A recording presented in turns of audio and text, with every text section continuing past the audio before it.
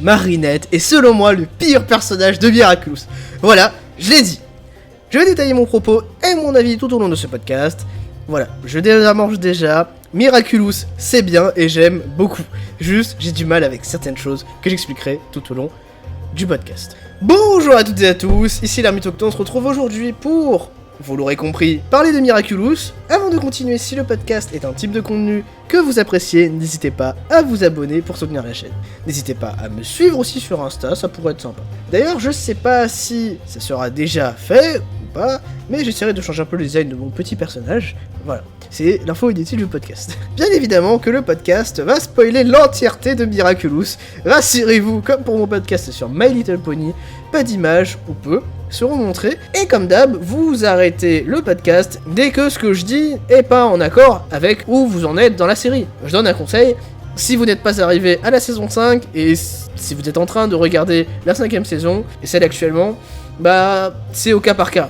De toute façon, comme je l'ai dit, aucun spoil visuel, ce qui vous donnera l'occasion de profiter pleinement de ces épisodes. Je serai honnête avec vous, je ne sais pas par où commencer tellement j'ai des choses à dire. Déjà, My Little Pony c'était long, mais là c'est autre chose. Miraculous et moi c'est une relation je t'aime moi non plus. Au départ, j'ai découvert la série en 2017-2018, j'ai regardé les 2 premières saisons et je me suis lassé. Je trouvais la série pas assez intéressante et en trop une structure répétitive, ne laissant pas assez l'intrigue et les personnages évoluer. Puis je me suis mis en couple avec quelqu'un qui adore Miraculous et qui voulait absolument que je regarde. Au début, j'ai rechigné, puis j'ai accepté à condition que je ne regarde que les épisodes importants. Ainsi, je pense que je détaillerai tous mes propos au moment où je les énoncerai. Mais là, comme avec My Little Pony, je préfère déjà dire ce que je pense dans l'ensemble. Avant d'entrer dans le vif du sujet, je voulais faire un petit paragraphe sur la chose que je critiquerai plus, l'écriture. Et là, un petit débat s'impose. Déjà, vous n'êtes pas obligé d'avoir écrit un manuscrit pour prétendre à la légitimité de pouvoir critiquer le scénario d'une œuvre. Je sous-entends là que, typiquement, un enfant qui dit « j'aime pas la fin de telle œuvre parce qu'il y a des incohérences », bah, c'est pas un écrivain et pourtant il a trouvé des problèmes. Car quand on aime un univers à fond, on n'aime pas ça les contradictions. Ensuite, je voudrais parler de l'intention de l'auteur, où les auteurs ne sont pas obligés d'écrire des choses qui vous plaisent, sinon on tombe dans les travers de FNAF, où le créateur a écrit 157 fois son histoire, car la commu est jamais contente. Un auteur, il écrit d'abord pour lui-même, c'est comme une passion, tu l'as fait d'abord pour toi, même s'il y a un gros facteur qui s'appelle l'argent, qui est à prendre en compte. Ensuite, deuxième chose pour défendre monsieur Thomas Astruc, créateur de Miraculous, c'est sa première œuvre où il a 100% du contrôle sur les designs, l'histoire. Il a déjà été scénariste dans des séries comme Wakfu, je l'ai appris récemment, même si ça dépassait pas quelques épisodes de la saison 1 et 2, donc faut se mettre dans la tête que oui, c'est pas parfait, mais c'est sa première œuvre où il fait tout. Après, il y a des choses critiquables, comme le traitement qu'il a envers la communauté, où on dirait qu'il déteste voir des fans théoriser, et qui veut vraiment être le seul à écrire Miraculous. Dites-moi s'il y a d'autres scénaristes sur la série. J'aime bien le comparer à Tot de chez Ankama, qui lui est très sincère sur ce que lui et ses collègues ont pour Wakfu et sa suite Waven, et qui justifie tous les choix de scénario, ce que j'aimerais que Monsieur Astruc fasse plus, c'est-à-dire répondre aux fans, justifier ses choix et les argumenter, avec respect des fans, ça serait bien, et qu'il arrête de parler politique en public. Voilà, maintenant que c'est dit, on peut commencer. Alors la première chose que je critiquerais, mais bien sûr c'est subjectif, c'est la structure des épisodes jusqu'à la saison 5. Qu'on soit clair, c'est une structure qui est faite pour les enfants, avec le même schéma à chaque épisode, au lieu de chaque épisode est différent tout en faisant avancer l'intrigue, tel que Wakfu, Adventure Time, Star Butterfly et tant d'autres. Pour moi, c'est l'un des plus gros défauts pré-saison 5, c'est que j'ai l'impression de regarder la même chose et qu'on prend très peu de temps pour s'attarder sur les autres personnages et l'histoire. Ce qui, miracle, a été modifié dans la saison 5, mais surtout dans la saison actuelle, en diffusion, la saison 6. Avant la saison 5, j'avais l'impression de regarder du vide, sans vouloir être méchant avec ceux qui aiment ça, aimez ce que vous voulez, mais personnellement, je préfère des trucs comme My Little Pony, Wakfu, que ça, qui ressemble plus à ce que fait par exemple Totally Spies ou Gumball. D'ailleurs, désolé de cela, mais je vais comparer avec tout ce que j'ai regardé en dessin animé, pour essayer de défendre ma vision. Si vous n'êtes pas d'accord avec moi, allez dans les commentaires pour me le dire, mais avec respect des autres, bien évidemment. Avant la saison 5, tous les épisodes suivent le schéma, Marinette fait quelque chose de mal arrive à quelqu'un, akumatisation, combat et fin. Et dans tout ça, on a que quelques minutes généralement avant et après la combatisation pour développer les personnages. Ce que je trouve nul car on sait rien d'eux. Et c'est tellement long, 4 saisons à faire ça tout le temps et à ne que très rarement changer. Surtout ce qui m'énerve le plus, c'est qu'on se concentre surtout sur Marinette. Et je n'aime pas Marinette, je l'ai dit au début, mais c'est vraiment la première fois qu'un personnage, et encore plus un personnage principal, m'énerve autant. Dites-vous que Twilight de My Little Pony m'a moins énervé. Et pourtant, elles ont beaucoup en commun. Mais ouais, on passe 5 saisons à faire les mêmes choses, répéter les mêmes schémas, avoir le même antagoniste qui fait les mêmes choses sans succès tout le temps. Alors, il y a une évolution, je ne le nierai pas, Papillon devient monarque, des personnages nouveaux et parfois bien développés comme Lucas, Kagami et Félix, mais globalement ça reste la même structure, et c'est super pour les enfants, des structures comme ça. Les enfants aiment généralement plus les trucs qui se répètent, mais moi, en tant qu'adulte ayant grandi majoritairement avec des œuvres qui agissent différemment, ça me plaisait pas trop. Hormis ça, je n'ai rien d'autre à dire là-dessus. L'animation est en manque de budget, c'est très inégal en termes de qualité. J'y connais rien en animation, mais parfois la gestion des ombres était étrange. Et voir une saison 6 magnifique, même si, pour moi, ils ont détruit certains designs, ils ont fait plus de bien que de mal. Bon, je vais entrer dans le vif du sujet, l'histoire et surtout les personnages, parce que là, on va m'entendre gueuler comme pas possible. Je l'ai dit juste avant, mais Marinette m'a mis hors de moi, plus que Twilight. Pourtant, les deux ont les mêmes problèmes. Marinette. Elle est irresponsable, immature et bizarre pour rien. Laissez-moi m'expliquer. Je trouve que faire de Marinette l'héroïne principale est une très mauvaise idée. Et personnellement, j'aurais préféré Chat Noir en personnage principal. Car lui, il a plus de choses dans son background. Il a justement, grâce à la saison 5, un vrai développement personnel. Et est vraiment intéressant à suivre. Marinette n'a rien de tout ça. Elle n'a pas vraiment de background, pas vraiment d'évolution, et fait des choix incompréhensibles. Vraiment, j'arrive pas à la saquer. Alors, quand je disais qu'elle était irresponsable, alors ça vient du fait qu'elle utilise ses pouvoirs pour des trucs qui n'en demandent pas le besoin. Genre l'épisode où elle doit livrer 3 trucs en même temps, clairement, c'est fait dans le but de créer un problème. Mais c'est énervant quand Tiki lui dit que c'est pas une bonne idée, et qu'elle le fait quand même. Et ça, je reviens sur Twilight, mais elles ont le même problème d'anxiété généralisée, mais à aucun moment ça n'est expliqué le pourquoi du comment. Et encore Twilight, je la défends, car elle est princesse de l'amitié, et qu'elle a beaucoup de responsabilités, mais Marinette, je ne peux pas, y a rien qui justifie qu'elle fasse la pitre devant tout le monde. Et pour ceux qui diraient, oui, c'est une ado de 14 ans, premièrement, dans le design, je trouve pas que ça se voit. Deuxièmement, Star Butterfly a aussi 14 ans, et elle a géré des crises politique, des problèmes de relations, elle a renoncé à son titre de reine quasiment au profit de la reine, de la vraie reine de Muni Eclipsia. Mabel et Dipper sont des ados de 12 ans, et dans ce qu'ils ont vécu, bah ça justifie des erreurs à droite à gauche.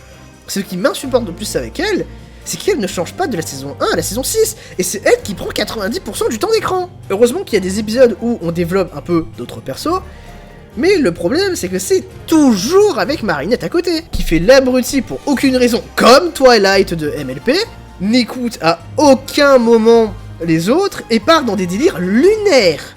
Le pire, c'est qu'il y a encore de ça dans la saison 6, dans l'épisode d'Adicop, elle fait la pitre, n'écoute même pas Adrien qui lui dit non 295 fois, n'écoute pas ses amis, l'épisode avec Sublime où elle fait la mongole pour aucune raison, ou dans les saisons précédentes où elle fait l'hélicoptère par terre.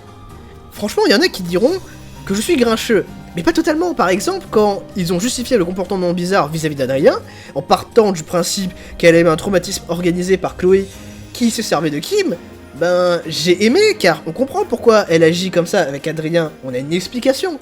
Maintenant, toutes les autres fois où elle agit sans écouter ses amis, son copain, et qu'elle n'en fait qu'à sa tête, c'est juste insupportable à regarder. D'ailleurs, parfois, elle s'en veut des mauvaises choses, genre le moment où Monarch a récupéré tous les Miraculous, et qu'elle s'en veut en tant que gardienne. Oui, c'est compréhensible, mais c'est pas de sa faute. Elle s'est faite duper par Félix, qui, au passage, est mon perso préféré, et que, de ce fait, elle les a perdus. Or, c'est pas fini, j'ai d'autres problèmes avec ses actions. Le pire du pire, ça a été le jeu du chat et de la souris avec Adrien, où à un moment, elle aime Lucas, mais pas trop parce qu'au fond, elle aime Adrien, parce que le dit Adrien traînait avec Kagami, puis elle revient sur Adrien pour ensuite repartir sur Chat Noir, à cause d'une raison stupide, c'est parce qu'elle a confondu mon chouchou avec Adrien. Sur le moment, j'avais envie de me fracasser le crâne. Surtout que ça me rappelait Star Butterfly et la relation catastrophique entre Star et Marco. Heureusement que ça n'a duré qu'un temps et qu'après ça, enfin Marinette et Adrien sont en couple. Je reviendrai 2 minutes sur leur couple un peu plus tard, mais d'abord parlons un peu scénario.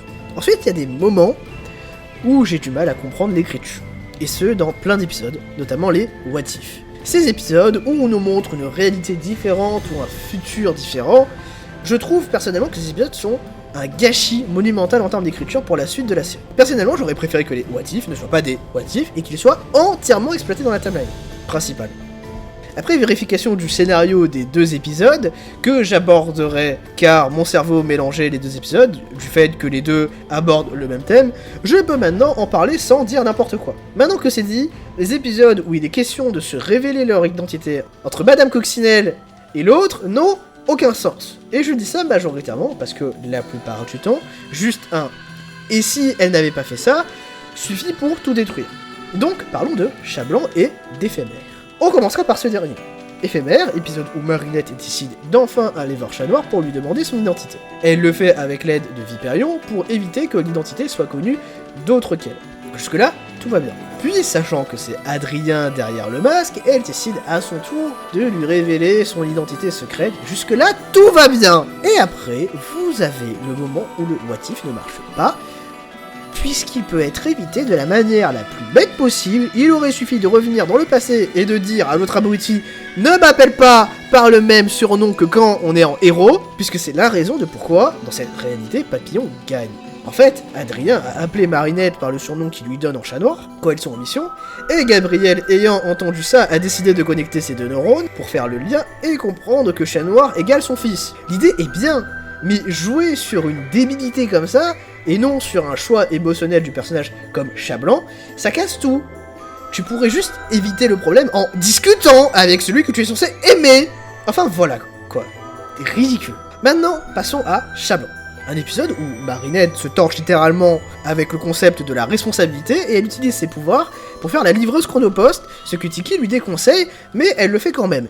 Adrien d'Amour arrive dans sa chambre exactement 1 milliseconde avant son départ, connecte ses neurones et arrive à THE conclusion, Marinette égale Ladybug. Et honnêtement, c'est une bonne idée, que les 2 soient ensemble IRL et connaissent leur identité. Sauf que le scénario en a décidé autrement. Adrien et Marinette sont heureux ensemble, mais le père d'Adrien, voulant coucoumatiser Marinette, décide de lui imposer un choix, je ne sais plus lequel, mais c'est un truc du genre ton avenir / réputation et ta relation avec mon fils. Puis Marinette allait se faire coucoumatiser et Adrien décide de se transformer. Ensuite, dialogue de méchant où Gabriel impose à Adrien un choix entre son père et Marinette, et ça donne une catastrophe. Dans cet épisode, Marinette intervient grâce à Bunix. Sauf qu'honnêtement, là tu pourrais juste revenir dans le passé, prévenir Adrien, et surtout tu pourrais juste lui dire de hurler « Marinette, attention, Akuma !» Ça marche, hein. Oui, je comprends qu'il veuille la protéger, mais second argument, contre Marinette, surtout, qu'il n'y a pas cela chez Adrien, vu qu'Adrien est un sentimonstre, il ne peut pas dire non à son père, mais Marinette, qu'est-ce qui l'empêche de refuser l'Akuma? Surtout qu'on montre que c'est possible. J'ai du mal à comprendre les choix scénaristiques. La fois où Marinette s'est énervée parce que l'amour lui semble impossible, le fameux moment où, par je ne sais quelle magie noire, elle décide d'être en crush sur Chat Noir, là, ça marche, car il y a un engagement émotionnel fort, ce qui l'empêche de se ressaisir. Mais honnêtement, dans le cas de l'épisode Chat Blanc, ça marche pas. Surtout que, juste après, on te montre dans l'épisode où on explique le côté stalkeuse de Marinette, qu'elle est capable de se ressaisir. Oh la vache! Le choix scénaristique que j'ai le plus de mal à comprendre, c'est le mensonge de Marinette envers Adrien. Ça et les identités secrètes. Pour le mensonge, ça m'énerve encore plus dans la saison 6, mais faites dire la vérité à Marinette s'il vous plaît! J'ai vu certains comprendre le fait qu'elle ait menti, mais en tant qu'héroïne, c'est moralement discutable. Je vais vous prendre, pour exemple, mon héros préféré, Spider-Man. C'est un symbole d'espoir, de courage, de sincérité. Lui qui, dans plein de versions, est défini comme l'araignée sympa du quartier, quand Spider-Man ment, c'est uniquement pour se protéger et ses proches. Surtout les protéger des dangers que lui subit. Jamais on l'entendra mentir à toute une population juste pour faire plaisir à quelqu'un. Et d'ailleurs, dans les 3 adaptations ciné, le secret, les mensonges et les responsabilités sont toutes bien exploitées. Marinette, elle se torche avec ça, Et même pire que tout, elle s'en sort impunément. Dans la saison 6, à chaque fois qu'elle dit la vérité à quelqu'un, 2 minutes après, on efface avec le pouvoir d'un Kwami ce qui s'est passé. Et j'espère que c'est pour en faire une bonne chose et qu'à la fin Marinette va se retrouver seule, détestée de tous pour ça. Et il y en a qui me diront que je suis cruel. Mais c'est pas mal d'ajouter des tensions entre les personnages, c'est même ce qui fait la force de personnages principaux. La fin de Gravity Falls ne serait pas aussi incroyable sans la dispute, puis la réconciliation entre Mabel et Dipper. Dans Adventure Time, Finn ne grandirait pas s'il n'avait pas eu de tension avec les princesses. Dans Wakfu, vous avez presque tous les personnages qui se sont engueulés au moins une fois. Et ça apporte de la dynamique entre les personnages. C'est intéressant à observer, je veux dire dans Hazbin Hotel, voir Charlie au fond du trou, puis remonter la pente à l'aide d'Alastor, et des autres, c'est beau. Là, j'ai l'impression qu'on évite de faire ressentir toute frustration au personnage, et le pire, c'est qu'il n'y a ça qu'entre Marinette et Adrien. Là, j'entame sur la synergie entre personnages, mais Marinette ne va avec personne. Enfin, dans la saison 6, pour l'instant, ils ont quasiment aucun moment réellement pour eux. Je comprends que le créateur préfère développer d'autres choses, mais ça me donne une sensation de... on veut éviter les conflits. Et je trouve ça dommage. Genre, c'est pour ça que j'adore la saison 6, c'est qu'en plus de mettre en avant d'autres personnages, elle fait avancer Marinette dans le monde d'êtres humains responsables. C'est pour ça que j'ai kiffé l'épisode révélateur où Alia s'énerve contre Marinette, parce que mentir pour contrôler la vie de quelqu'un, c'est une mauvaise chose. Surtout que, comme elle le dit, la vérité aide à se construire. Voilà, en une ligne, vous savez pourquoi j'aime pas Marinette. C'est qu'elle est tellement à l'ouest des autres personnages qui sont plus matures, plus sérieux, plus réalistes. Enfin, si on regarde les personnages, il y a qu'elle qui fait tâche. Même d'autres qui auront des épisodes dans la saison 6 seront bien mieux. Pour finir sur Marinette et pouvoir enfin passer à autre chose, parlons des identités secrètes. Vous l'aurez compris, j'aime pas que ce soit les deux seuls, où leur identité est un mystère. Surtout, car comme montré précédemment, ça joue souvent sur des détails évitables. Mais surtout, et là où je montre l'image de fond, ils sont tous en couple entre eux. Forcément, qu'entre eux, ils se révéleront tôt ou tard leur identité. Et ça n'a aucun sens que ces abrutis soient les seuls à faire exception. Je veux dire, le concept d'identité secrète a un sens, quand l'un des deux n'a rien à voir avec le monde super-héroïque. Dans Spider-Man, pour reprendre l'exemple, ça a un sens car MJ ou Gwen n'a rien à voir avec ce monde, et le danger vient du fait que si tu comprends que Gwen et MJ sont les amantes de Spidey, ben il suffit de leur faire du mal pour qu'ils apparaissent. Et c'est très bien exploité dans les deux premières trilogies. Mais là, dans Miraculous, ils sont tous des super-héros. Ils sont tous des héros, en couple, vivant dans la même ville et allant dans le même collège. Et surtout, ils sont tous petits RL. Forcément que ça n'a plus aucun sens de mettre des identités secrètes, s'ils sont tous aussi proches. C'est d'ailleurs pour ça que j'ai adoré l'épisode La Redresseuse, parce que, oui, des personnes en couple se disent tout. Et que, lol, ils allaient se révéler leur identité. Surtout qu'il y en a qui se connaissent déjà sous le masque. Alia et Nino, Phoenix et Kagami, même si pour ces derniers, je suis pas sûr qu'ils soient au courant que Kagami égale Ryuko. Et les autres, c'est qu'une question de temps avant qu'ils se le disent, si c'est pas déjà le cas. Surtout les lesbiennes, là. Sabrina et Zoé risquent d'être ensemble, et faites pas genre d'être surpris, Sabrina, on le savait depuis bien longtemps qu'elle était de ce penchant-là. Je veux dire dans un épisode où, à travers le jeu vidéo Super Pinguino, qui est une allusion explicite au sexe, elle dit qu'elle le faisait avec Chloé, ce qui m'a fait beaucoup rire, et oui, Super Pinguino, c'est clairement une allusion aux ébats du soir. Quand tous les couples de la classe disent le faire, et que je cite, il suffit de trouver le bon partenaire, les seuls à ne pas être en couple sont Lucas, Max, Kim, qui est en couple avec Ondine, mais honnêtement, même si il lui disait ça n'aurait aucune importance. Vraiment, j'ai essayé de comprendre pourquoi les deux zigotos ne se révèlent pas leur identité. J'ai toujours pas d'explication. Surtout que là, avec le mensonge de Marinette, mais ça va détruire Adrien, qui risque de vouloir la cataclysmer la tronche. En parlant de ça, décidément ça finit jamais avec Marinette, moi qui voulais passer à une autre partie, j'ai déjà pu l'aborder avec la notion de responsabilité, mais Marinette n'est pas une bonne héroïne. Dans le sens, cette fois, où quand je vois Ladybug, je ne vois pas Ladybug, mais Marinette avec un pyjama. Si vous regardez presque tous les autres héros, ont des personnalités opposées à ce qu'ils sont en vrai. Je prendrai 4 personnages pour exemple, à savoir Kagami, Juleka, Adrien et Alia. Kagami, quand on lui donne son Miraculous, elle fonce dans le tas. Ce qui est diamétralement opposé à la logique japonaise de faire preuve de patience et de retenue. Juleka, très introvertie et anxieuse, tellement qu'on l'entend jamais réellement parler, quand elle est en tigresse pourpre, elle a de l'assurance, hésite pas à se faire entendre, donc l'opposé de sa personne, Adrien et Alia font partie de mes chouchous. Adrien libère littéralement toute la souffrance qu'il a subie à travers l'humour de Chat Noir, et se laisse souvent guider par des émotions, ce que n'est pas Adrien. Et Alia, c'est littéralement une super-héroïne, enfin l'image qu'on s'en fait, de quelqu'un qui vit sa vie, mais qui a une double vie, et a comme grand principe la vérité. Désolé, mais Marinette reste Marinette en Ladybug avec les mêmes défauts. Genre, la scène dans la nouvelle saison où elle engueule Kim parce qu'il est trop crédule, bah je vois Marinette le faire, pas Ladybug. Connaissant les absurdités que Marinette ait pu faire ou dire, encore une fois, regardez l'épisode avec Sublime, c'est culotté et hypocrite. Ou alors le moment légendaire avec Lucas, qui dit 2 fois son prénom, et elle est enfermée dans sa réalité alternative, n'écoute même pas ce qu'il dit, et pour la comparer à son acolyte, l'une des rares fois où Chat Noir ne fait pas d'humour, et veut littéralement tuer Kim pour se venger, ça se ressent, car c'est différent. C'est pas Chat Noir qui parle là, c'est la colère d'Adrien. Scène juste magnifique, qui dure 10 secondes, mais dans l'intonation du comédien de doublage dans l'épisode, nous fait vraiment ressentir la colère d'Adrien. Vraiment, là, il me reste 2 derniers points sur Marinette, dont un qui est plutôt en sa faveur. J'ai défendu et défends encore que la série est faite pour les enfants. Et quelqu'un m'a dit que non, car il y a des thématiques pour adultes. Où ça ? Il n'y a aucun blessé, aucun mort, aucune violence réellement montrée, même si parfois ils arrivaient à faire quelque chose de bien, notamment sur le thème de la famille. Mon idée était un peu comme celle des enfants, de dire que violence plus gore égale adulte. C'est pas vrai, certes, mais pour moi, montrer de la violence du monde réel est une chose nécessaire. Ça veut pas dire qu'on doit pas protéger les plus jeunes des images sensibles, mais de la violence modérée, ça fait de mal à personne.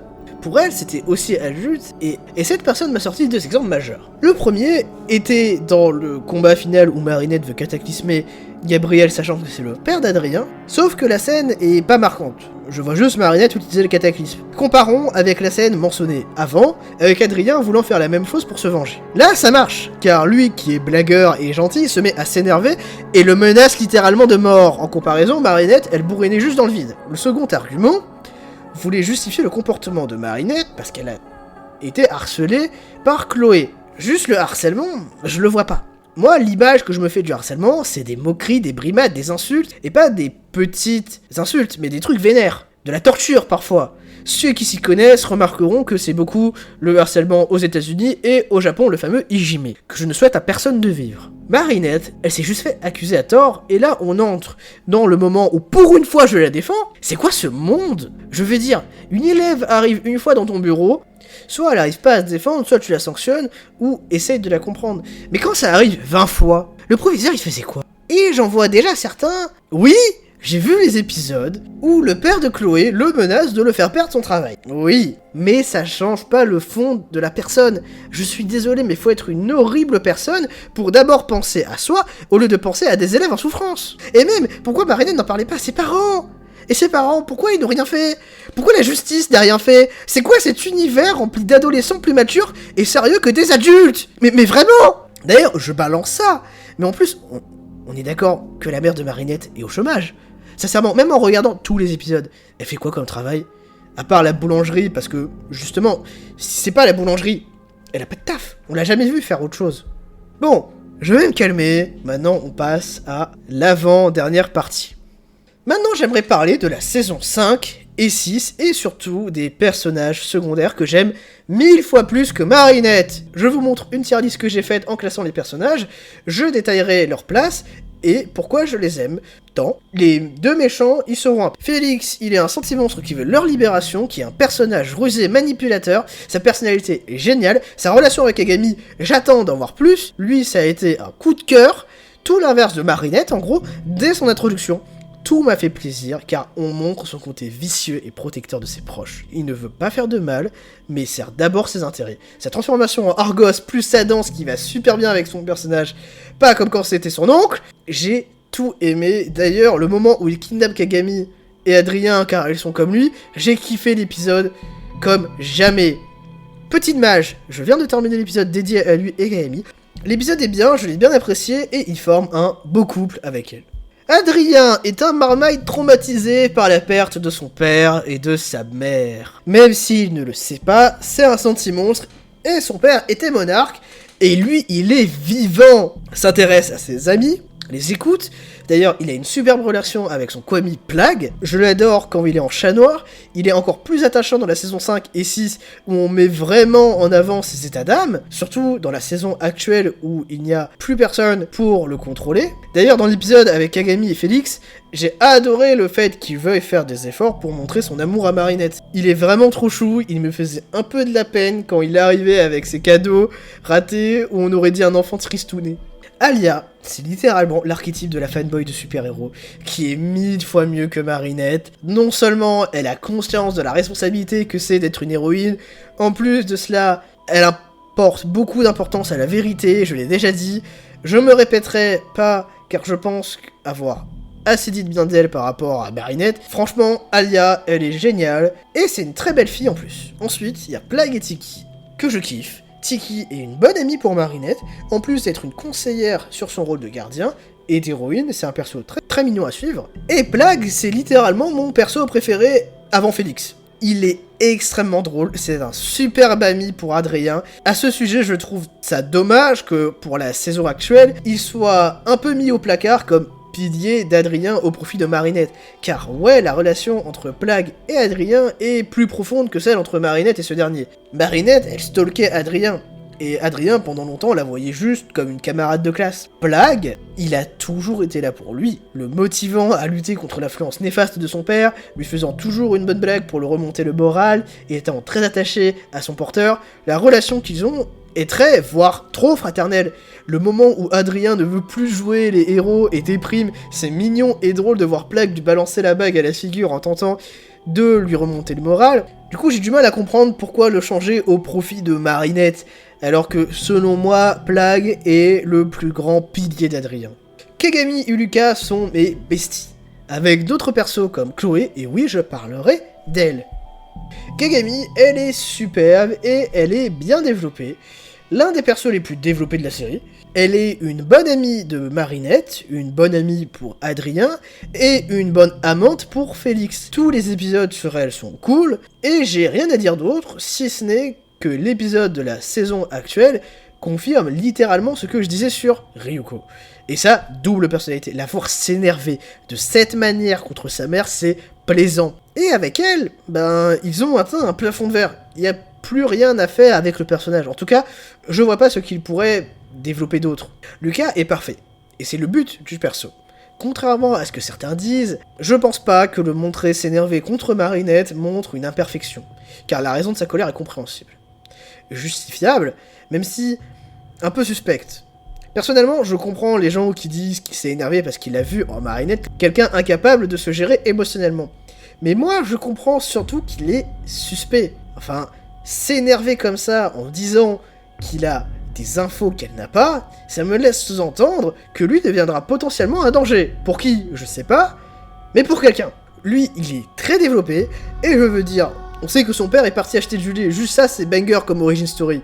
Chloé, je l'aime bien, car elle me fait penser à Pacifica de Gravity Falls. Et sur elle, la seule chose que j'ai à dire, c'est qu'il y a quelque chose à développer sur elle, surtout après la fin de la saison 5 où elle finit seule et triste. Je sais pas si elle aura une rédemption, même si ça m'étonnerait, mais vous comprenez ce que je veux dire. Il manque une fin à ce personnage de pourquoi elle était si cruelle avec autrui.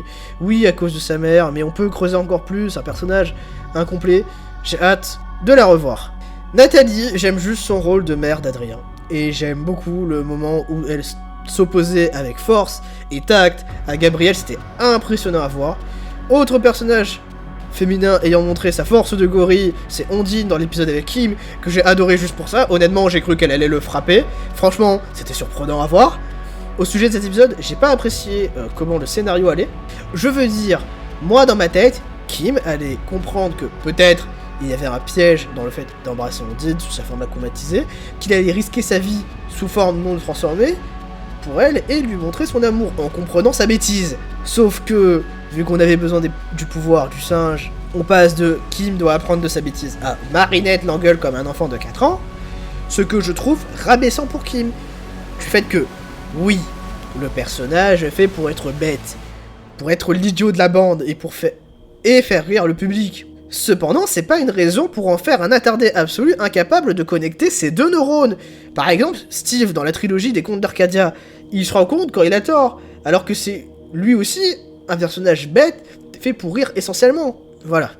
Après tous les autres personnages, vous avez la saison actuelle qui développe plus les personnages et j'adore ça. Mes épisodes préférés sont les épisodes où on suit quelqu'un d'autre que Marinette, du quasi-début jusqu'à la fin. Ainsi, mes deux épisodes préférés sont La Redresseuse en premier et Psyconductrice. Dans l'un, on suit Nathaniel et un peu Marc, et l'autre Aglaé. Le premier, je l'ai aimé parce que ça traite indirectement de l'homophobie. C'est subtil, mais bien amené. D'ailleurs, j'ai cru que sa mère allait lui foutre une baffe à un moment, et dire qu'elle veut pas de gay à la maison. Les deux amants sont mignons à suivre ensemble. La fin, quand ils se révèlent leur identité, c'est touchant, même si Oriko, c'est un prénom nul, on va pas se mentir, et ça gâche un peu la scène. Psyconductrice, j'ai bien aimé suivre Aglaé dans sa lutte contre sa phobie. D'ailleurs, j'ai aimé l'attention au réalisme vis-à-vis de la réaction face au fait qu'un thérapeute règle pas les problèmes comme par magie, et que souvent c'est une attente qu'ont les patients. Je suis en psycho, et j'ai eu un cours très intéressant sur ça. C'est peut-être pour ça que j'ai aimé. Parlons d'Aglaé. J'espère de tout cœur, de toute énergie, en mon âme sincère, que ce n'est pas Lila. Même si je suis conscient que l'épisode Château Noir me contredit un peu, on peut trouver une autre raison au fait qu'Aglaé est disparu et qu'à la fin Lila a dit avoir besoin d'être sûr de quelque chose. En fait, avec l'épisode sur Aglaé, ça serait bizarre qu'elle soit Lila. Enfin, mettez-y du sens. Ok, Lila est une excellente comédienne, mais au point de simuler une phobie, simuler une colère, pour ensuite akumatiser une personne, même personne qui tombera sur Aglaé littéralement 10 secondes après, je trouve ça trop gros. En plus, son design, enfin, si Aglaé égale Lila, il n'y a aucun effort dans le design car c'est littéralement la personnification d'un Akuma. Un peu comme pour ceux qui connaissent Edith dans Défi Extrême, c'est littéralement un drapeau irlandais, vivant. Tous les autres personnages seront de toute façon développés tôt ou tard dans la saison, je m'inquiète pas là-dessus, si ce n'est, s'il vous plaît, faites des épisodes où on ne suit pas Marinette dans un délire chelou sorti de mes fesses, les épisodes où elle est pas là, c'est pas non plus mauvais, ou du moins doser le ridicule. Dans le dernier épisode avec Félix et Kagami, la scène où ils cherchent leur bague est ridiculement drôle, parce que voir les trois tenter de coller une histoire cohérente pour cacher la vérité à Adrien, c'est drôle. Et ça se comprend dans le contexte. Maintenant, les deux seuls antagonistes qu'on a vus de toute la série. Et je commence par le moins bien, Papillon / Monarque. Il est nul.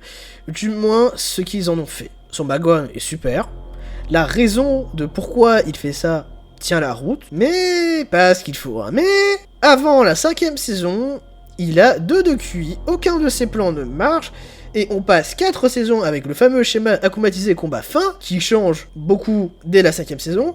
Deuxième, mais sa finalité. Alors c'est personnel, mais les fins à base de discours et de « c'est pas gentil d'être méchant » à la Naruto, ça me gave. Et je reviens sur ce point juste après avoir parlé de Lila. Lila est l'un des meilleurs persos de la série. Une manipulatrice en or, une colosse au pied d'argile car ayant du mal à contrôler ses émotions, tout est super. Et elle, contrairement à son prédécesseur, connecte tous ses neurones pour faire des plans de zinzin. Et on ne sait toujours pas quel est le but de son vœu. J'ai une théorie à ce sujet, et si ce n'était pas de supprimer juste les Miraculous, ou Ladybug, qui est Marinette, dans le sens où sa motivation principale est que Marinette et Ladybug ont détruit sa réputation de menteuse hors pair. En faisant le vœu d'éradiquer son existence de l'histoire, un peu à la manière de Syndrome des Indestructibles ou de Méchant dans Shrek qui lui fait signer un contrat, désolé j'ai oublié son nom, s'il n'y a plus de Marinette et elle en héros en papillon, tout le monde pourrait avoir des pouvoirs et dans ce cas plus personne ne serait super héroïque. Et si on supprime l'existence des Miraculous, plus de super héros et plus personne pour contester que c'est une menteuse. Dans les deux cas ça revient au même. Dernière chose, je crois pas du tout au Adrien Villanark. Pour la simple et bonne raison qu'aucun méchant de Miraculous n'est vraiment méchant. Laissez-moi m'expliquer. Gabriel, il veut juste ramener sa femme à la vie. Pas forcément faire du mal aux autres. Oui, il utilise la violence et c'est discutable, mais son but n'est pas de voir l'humanité souffrir. C'est pour ça que sa femme a déçu. Un discours de l'amitié alors qu'il a sombré dans la folie et que littéralement tout le monde, c'est-à-dire sa femme, Nathalie, son fils et Tsurugi-san, lui ont dit que fallait faire son deuil. Pourquoi quand c'est Marinette, là, ça serait différent. Genre, ses plus proches amis et sa famille, c'est non. Mais elle, c'est différent parce que l'amitié, c'est magique. Enfin, c'est ridicule. Ça aurait marché, encore une fois, dans l'épisode Chat Blanc. Il aurait pu juste dire à Ladybug et Chat Noir qu'il veut ramener quelqu'un à la vie. Là, tu fais ton plus beau discours, et il n'entend pas raison, et vraiment, plus aucune rédemption n'est possible. Mais c'est pas ce qu'on a eu. Et c'est pareil pour Lila. Elle a pas de haine envers les Parisiens. Elle a une haine envers Ladybug et Marinette. D'ailleurs, l'épisode où on la revoit transformée me confirme ce que je pensais, où j'avais l'idée que quand elle akumatise quelqu'un, elle ne le manipule qu'à moitié. La proposition donnée à l'akumatisé de faire un vœu est un mensonge, ça oui, mais la proposition de servir l'intérêt des gens et de les aider à travers ses pouvoirs, ça peut-être pas. Et on le voit avec la mère de Kagami. Elle n'a pas l'air de vouloir uniquement servir ses intérêts. Pas comme Gabrielle, quoi. Pour moi, il y a une part de sincérité quand elle dit vouloir aider autrui. Et pour finir avec Adrien, c'est pareil, il aura juste une haine contre Marinette de lui avoir menti pendant tant d'années, et je le vois mal faire du mal à autre personne qu'elle. Voilà, je pense que j'ai assez parlé. Désolé pour la longueur, désolé si vous aimez Marinette. D'ailleurs, ça serait drôle de compter combien de fois j'ai dit son prénom. Je pense qu'on approche des 100. C'est pas une mauvaise série. Le fait que je continue à regarder et que je trouve sincèrement l'univers et ses personnages intéressants montre que je déteste pas Miraculous. Juste, j'ai du mal à blairer son héroïne. D'ailleurs, je passe le coucou à Octolady, grande fan de Miraculous, qui elle aussi est exaspérée, moins que moi certes, du comportement de Marinette. Si tu passes par là, franchement, je serais hyper honoré. J'ai voulu aller dans le détail de ce que je pense de l'ensemble de la série et pas faire des reviews comme Octolady ou vaguement aborder le sujet comme Selphine, dont j'adore le travail. Vraiment désolé si ça a été long. Je m'excuse aussi de mes nombreux tics de langage, vraiment désolé à tous ceux qui m'ont écouté. J'essaie de lutter contre, mais c'est dur. Le mot Marinette a été prononcé au moins 60 fois, le mot mais 76. Vraiment désolé. Si vous êtes encore là, la prochaine fois on parlera d'une série, ce sera soit Azul Hotel, soit Défi Extrême. Et pour ceux qui aiment plus les mangas, on parlera d'une pépite que j'ai trouvée par accident. Voilà, je pense que j'ai tout dit. Si le podcast vous a plu, encore une fois, n'hésitez pas à vous abonner pour soutenir la chaîne. Donnez votre avis en commentaire, avec respect d'autrui bien évidemment. C'était l'Ermite Octo, je vous dis à la semaine prochaine. Allez, salut!